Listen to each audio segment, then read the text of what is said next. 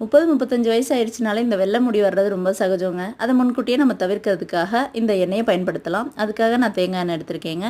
வீட்டில் இருக்கக்கூடிய நார்மல் கருவேப்பிலை தாங்க. இல்லைன்னா நம்ம வீட்டு செடியில் கூட நம்ம பிடுங்கிக்கலாம். இந்த கருவேப்பிலையை ட்ரை ஆக்கி நான் சுத்தம் பண்ணி வச்சுருக்கேன்.